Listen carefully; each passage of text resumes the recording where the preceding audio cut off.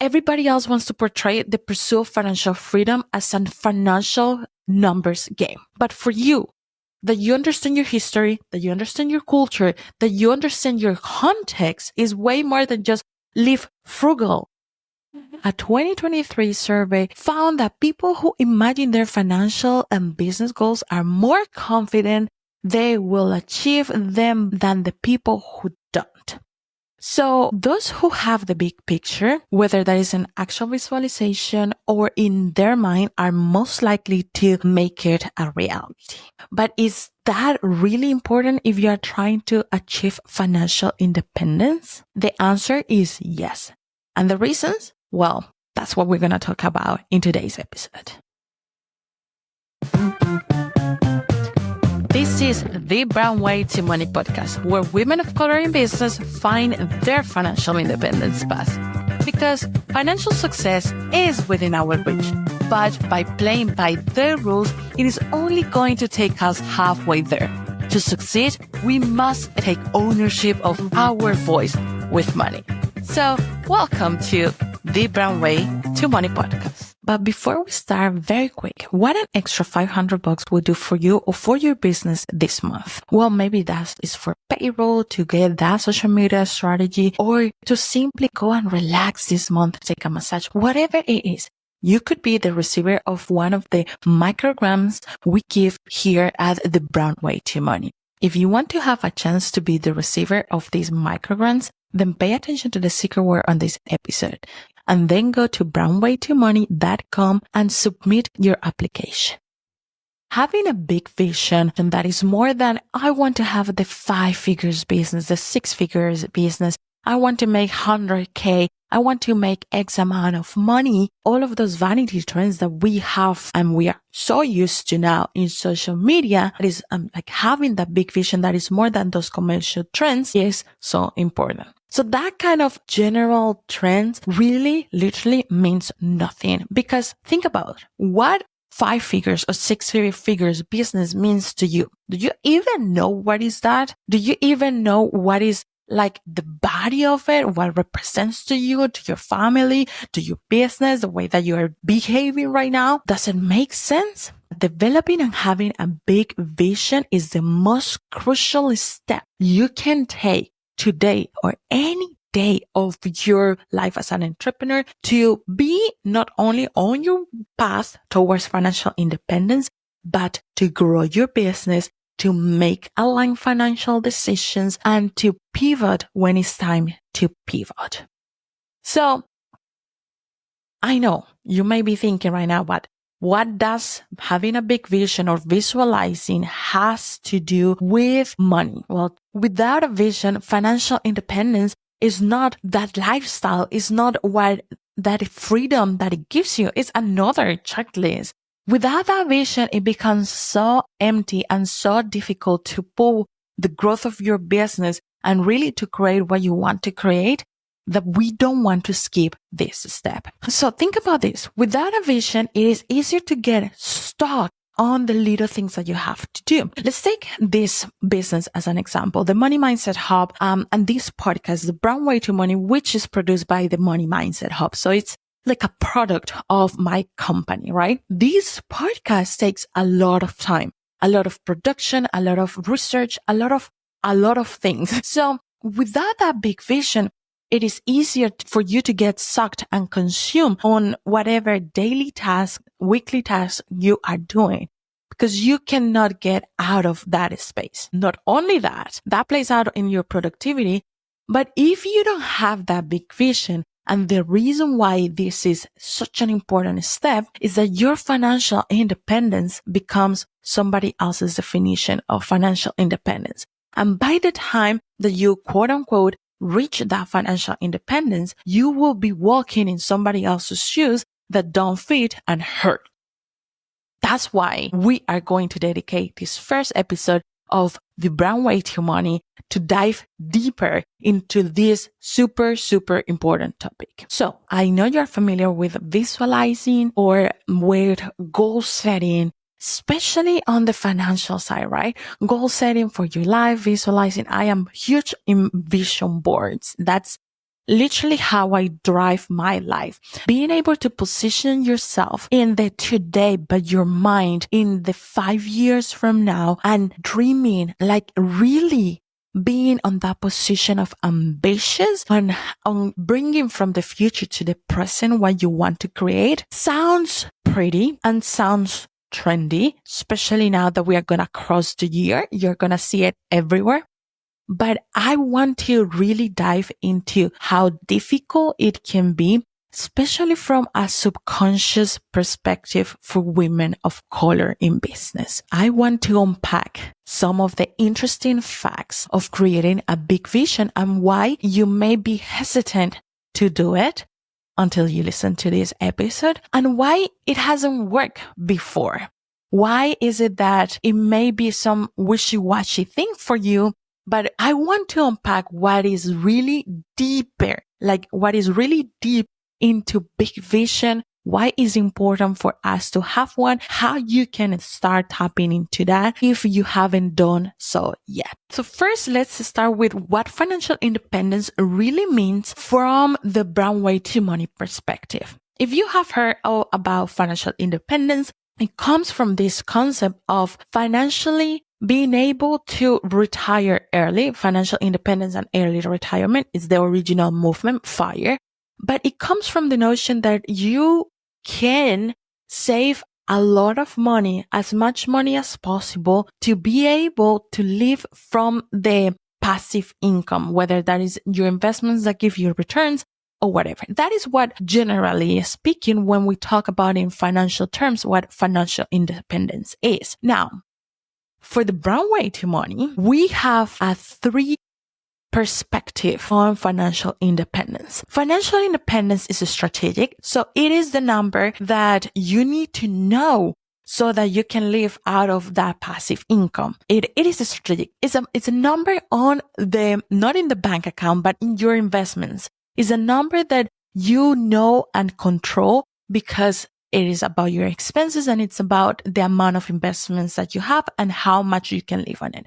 Perfect. That's the first perspective. And that is on the perspective that generally people has about financial independence. But for the brown way to money, because we are women of color that are on a different path, we need to understand a context that makes financial independence not an one way to go, but a 3-point view. The second point view is financial independence is mental. It is a mental game. You need to be free of money being the end, money being the thing that you chase. To change your perspective, it's all about psychology of money. It's all about understanding how this tool fits into your life, how you can leverage it, how you use it, how you understand it. It's all about changing this perspective. Because guess what? When you have that number, if you have that number right now, then I would challenge you to think, what is the way that you're thinking about money? You're thinking about money as a scarcity part where everything is going to run out very fast, very quick. So you just need to keep putting all the pieces together all the time and preparing yourself for the worst. What is your perspective about money that is keeping you in the stagnance, that is keeping you attached to it? That is the part that many people is talking about. That is why the second point of financial independence is a mindset perspective, is being free from money mentally, having that peace of knowing that it's there and it's fine and it's a tool that you're using to grow your business, to achieve the lifestyle that you want, but not to bring you more pressures. And that leads me to the third perspective about financial independence, which is being emotionally free from money. You may think these last two, they are very similar, but one thing is how you think about money that may be based on how you feel about money, but they are not the same. So freeing yourself from that emotion, from that shame, from that guilt, from that angriness, from that rush, from that anxiety of money is different than the way that you think about money. You may think about money without feeling certain way, but you need to figure out what financial freedom emotionally means to you, how that looks like as well. So now that we have defined the 3-point view of financial independence through the brown way to money, then this is how you know where the big vision comes in.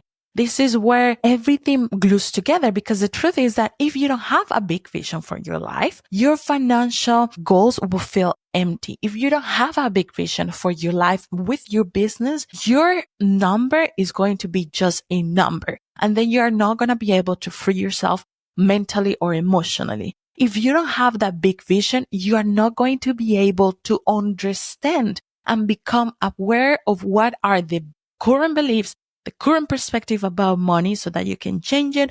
And you're not going to become aware of how you feel about money. What are the real triggers about money that are keeping you financially stuck emotionally? So having not only a vision, a big vision for your life with your business, it is not only a good thing to have, it's a necessary thing to have if you want to become aware of what is keeping you away from financial independence in terms of mental perspective and in terms of emotions. You can get away with not having a big vision and just drawing the number that you need to have in your investments account to be financially independent. You can do that because it's very logical and it's the numbers, right?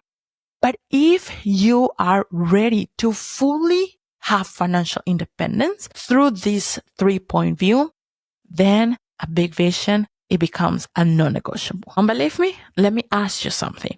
If tomorrow you reach, let's say that your financial independence number is $1 million, which not for everybody is $1 million, but let's say it's $1 million.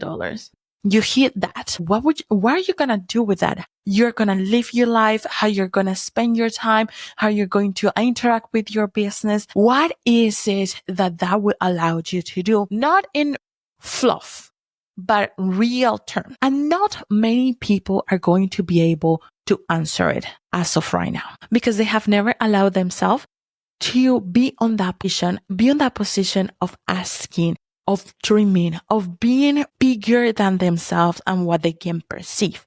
And here is what splits the people that are doing business just to do business, that is always going to be a small business and barely really reach their financial independence, to those who are actually running a business for financial independence.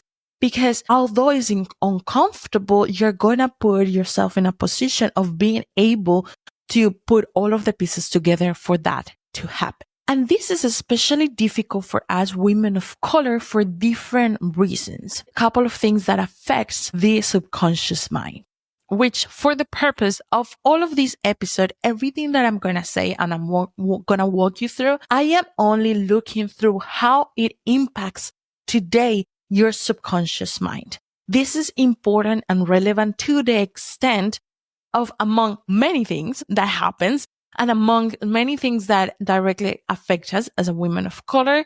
Today, it is about how it affects and shapes your subconscious mind, which is the biggest asset that you have when it comes to money. So we have been conditioned to not have a vision. Let's get real just for a moment. Creating that big vision, it is not only that I don't want to create it. For women of color, it can feel like a real task, uncomfortable. You may avoid it. All of the feelings comes up when you want to be more than you can perceive.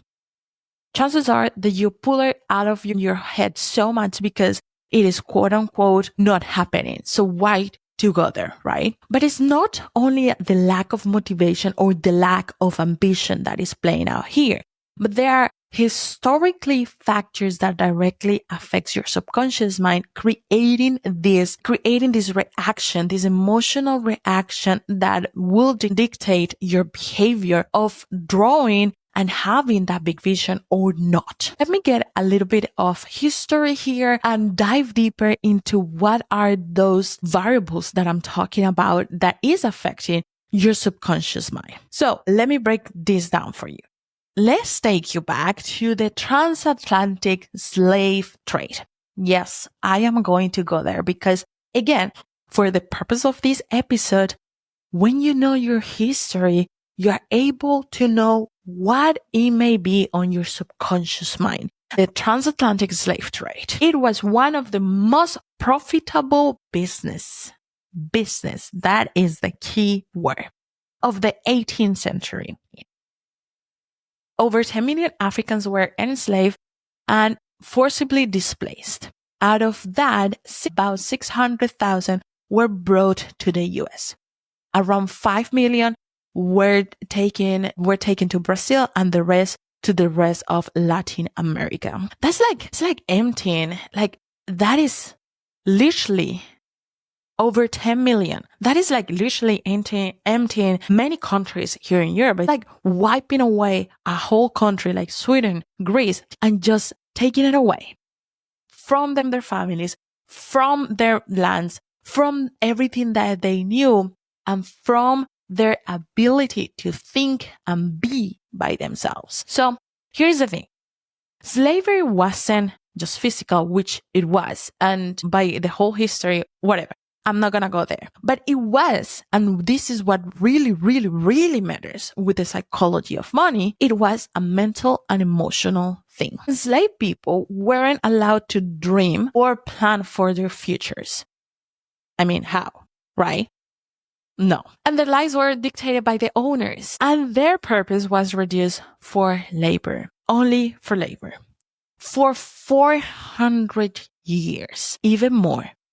And this was the reality for millions of people. 400 years. I want you to imagine the psyche, how that plays out in your mind when for 400 years, they were not able to be anything else but just a tool for labor. I want you to really start analyzing what are the psychological mental factors that they have to develop to survive for 400 years. And even after the abolition of slavery, 1865, systematic barriers in the US with different laws ensure that Black Americans remain economically disadvantaged. Then the system, right? And in Latin America, enslaved populations face similar exploitation in gold mines. Where I'm from in Colombia was one of the biggest gold mines. And that's why it's such a big Black population, because that's where it was centered, and custom plantations. And guess who has the least advantages? All the country, the coastal, and where this is. And this is just not about the economy and the system. Again, it is seeing how this history has played out in the mental and emotional state, shaping generations. When survival is your only goal, there is no room to think about a vision for your future. And that mindset of survival, it gets passed out. And that is not the only thing that has shaped, which is a lot because there is centuries and centuries with this. But did you know that in the US, women couldn't even open a bank account, fast forward to the 20th century, without the permission or the approval or the support from the dad or the husband? It is something that shapes your subconscious mind, because even though that legally you have been free, even though that they have opened the systems, they have changed the laws, what we are looking here is how your subconscious mind is still working from that survival that has developed. It has not been enough time yet with people changing the perspective and regulating emotionally to pass down. We are doing the work, but we are on that process. All of this little history has only one purpose for this podcast, like I said many times already, but is to tell you what may be happening on the survival brain. And it is that in survival brain that we find what you call motivation. So when you feel like, oh, I don't want to do this, or I'm avoiding it, it's just like I'm lacking motivation. I want to tell you something. Motivation is not something that you acquire. It's something that you create within your body. So it is literally your senses working out for you to do something. If in a summertime, very hot summer day, you see a ice cream shop with the best ice cream, creamy, and your tongue and your mouth starts watering and doing all of the things that we know we do when it is super hot and you see a super cold, refreshing, creamy vanilla ice cream, you immediately will feel motivated to stand up and go to that shop to buy the ice cream. So motivation is something that you create. And the reasons why you may be avoiding is because the survival brain is understanding a different story. And this is why breaking the cycles by recognizing your beliefs, your mental triggers, your emotional state is so important. And that is only possible when you start drawing a big vision. Everybody else wants to portray the pursuit of financial freedom as a financial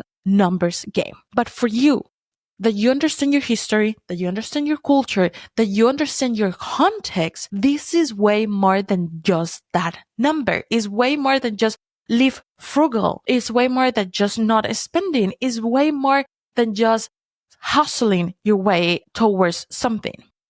It is about ambition. It's about context. It's about what we want to set the stand for. And that is your big vision. Let me share a little bit of a personal story here. When I was 6 years old, I was diagnosed with a weird immune system condition. Just when I was 6 years old, I thought I was super big, but no, it's very little, right? And the doctors told my parents pretty much like, enjoy her because she's not going to go past 12 years old. Which when they were supposedly, I was going to get my first period, and because the immune system sickness was related to my blood not being able to coagulate and not being able to, get thick, it was very thin.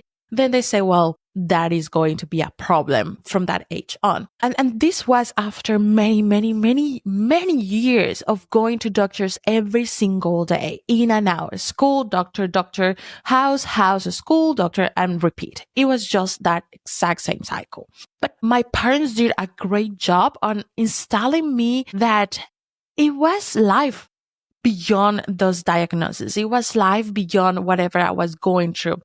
And having that vision that my parents, that my sister, my brothers, my grandparents created for me is literally what has me here today. It is literally what has me here today recording this podcast to you. Because I wanted to travel the world. Because I wanted to build stuff. I remember playing, I always been like the finance girl and playing with my dad's invoices because both of my parents are accountants. And so I would play the admin girl and help them. But I remember also being the CEO of a company that at that time I will play, me and my husband will have a company of whatever, and I will be the CEO and playing about that. So my big vision has always been entrepreneurship, has always been traveling the world, has always been being free from everything, right? And that is what has gotten me here at 30 years old, talking to you on a camera, on a microphone, sharing my story, writing for magazines like Business Insider, The HuffPost, Scary Mommy, sharing my story, bringing you with different kind of stories, having the Money Mindset Hub like as a platform to support female entrepreneurs.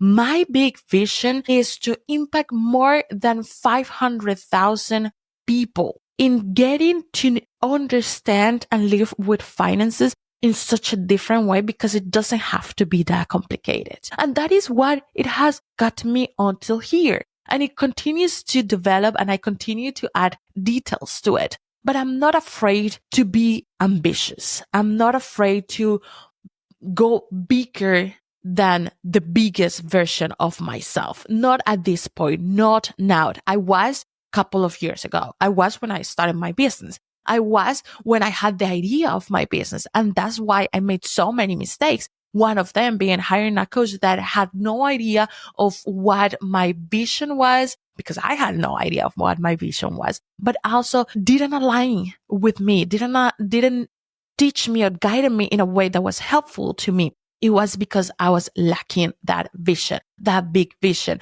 And I was playing small. I was playing for the hustle. I was playing for this is the little business. We need to snap out of it. You need to snap with me right now out of that mindset, because reality is financial independence is everything but just a number, especially now, today, where in 2025, my people in the US is going to go through different times, especially now where my people is experiencing the weight of understanding life by Gen Zers when they understand their value for their lives and are changing the concepts and are taking over different parts of business, different parts of the stages. We need to snap out of it right now. So through the Brown Way to Money framework, we see financial independence as a 3-point view: strategic with a number, mentally and emotionally. And the only way that you get to achieve the three of them is by drawing a big vision. Here's how you're going to do it and take advantage that we are crossing the year. I love Christmas and holiday times because of it. And here's how you're going to start drawing that big vision in a way that will trigger the effect that we want.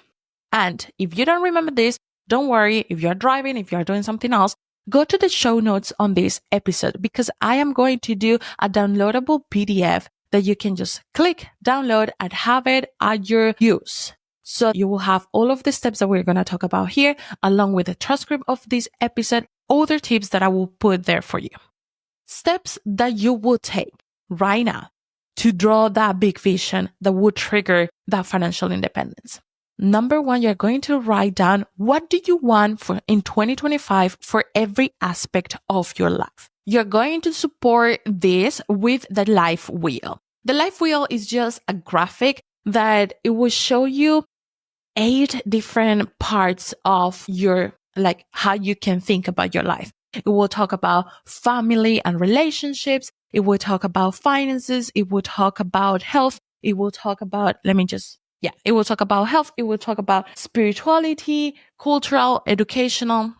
You can take that, or you can take different approaches. I know that I've done many of them. I have gone from the feng shui, whatever is pronounced, path. So I take the Bagua map and take that framework to think about my life. I take the life wheel and think about my life on that way. I also take my daily life. Like I dedicate December, and this is what I'm doing right now, to really at the end of each day, analyze how I want to live that day the next year and the next 2 years from now. So each day I am going to bed and thinking, how will this be in December 1st, 2025? How I want this to be in December 1st, 2026. So you can take different approaches. The second step is that you're going to take how each of those aspects complements or fits within your business. So right now, I want you to, if you have not done it, have the mission and vision for your business and see how that really comes into playing on each aspect of your life. Just to put you an example, if you take the life wheel as the framework to go through your vision, then when you get to the relationship parts, how is it your business relating to your relationships? What is the correlation? How do you interact from that perspective with your business? I want you to think about these points because as a business owner, especially us that have such a close relationship with our business where perhaps we are the brand, we are the face, or perhaps it's our, as I call it, baby, then drawing these correlationships are going to be important for you to understand your perspectives and your mental triggers. The third step is that you're going to take what you have written in step number 1 based on the framework that you want, and you're going to 10x that. What else could you be doing? How much bigger could you be thinking about this? And I have some method that I want you to use. Think about that celebrity, that person that you admire, that you say, if I only had that from that person. And start thinking you are that person and see what you have written on step number 1 and think, would that person will be aspiring for this or will be aspiring for more? And if the answer is for more, then I want you to step into that more. And the fourth step from that equation is to do exactly the same with the second step. So how you want to interact with your business from that third perspective and 10x that. So if right now you want to interact with your business in your relationships at business, it's like, well, I want to have Friday nights off to spend with my partner. And if from the eyes of that third person perspective, that celebrity is, well, I have all June and July to spend with my partner, then I want you to do that. I want that you draw the big vision from that part. And the fifth step, that is going to be the homework that you will have to work towards releasing and reframing, is to write down what are the thoughts, fears, beliefs that come out when you 10x, when you see it from that third person perspective, because that is what is going to give you the mental and emotional freedom. Okay, did you hear something that you liked in today's episode? If so, don't keep it to yourself. Go ahead right now. Yes, right now, before this episode ends, and send this episode to those 3 friends, 3 girlfriends that you know you can go to talk about finance, independence, money, business growth, entrepreneur life, and all of these juicy topics. Share this episode with them, because that is the only way we can grow together. I'm Alejandra Rojas, your host, and I will see you next week.